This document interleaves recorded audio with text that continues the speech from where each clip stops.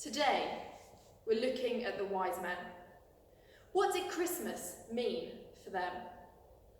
The wise men were a well-educated group of people.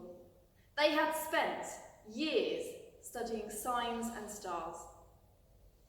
They understood many of the Old Testament prophecies through their interactions with Jews. Throughout the Old Testament, we see example after example of kings calling upon wise men for their advice because of their knowledge and their wisdom and their expertise.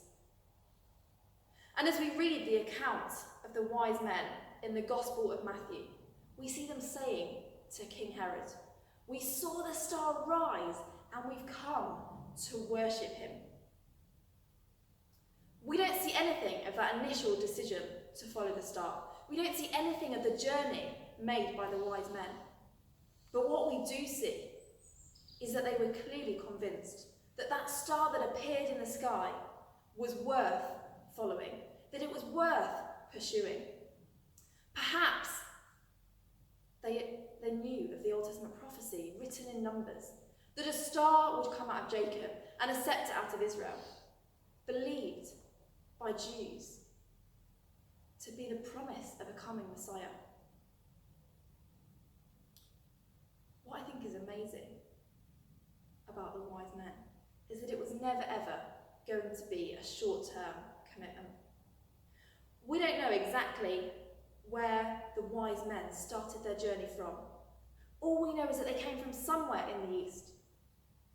But what we do know is that it would have taken them days, if not weeks or even months, from their starting location to the place where Jesus was.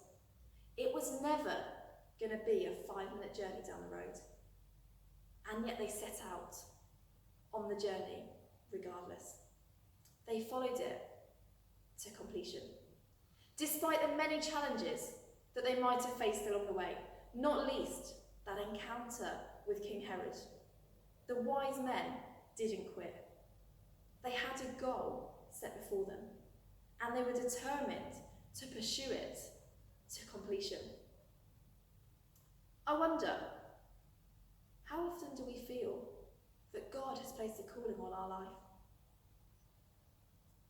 Perhaps we feel called to pray for one of our friends. Perhaps we feel called to reach out to our school through CU mission events. But we don't see the immediate results that we'd like to see. Our CU isn't growing as fast as we'd like. Our friend hasn't yet come to faith. And we start to wonder, is it worth it? Should I still be pursuing this? Can I encourage you this Christmas to reflect upon the wise men's journey again? The calling that God placed on those wise men was years in the making through their study of stars, was days and weeks, maybe even months, in their obedience to continue following that star until they reached the place where they found Jesus. Whatever the calling that God has placed on your life, can I encourage you to pursue it to completion?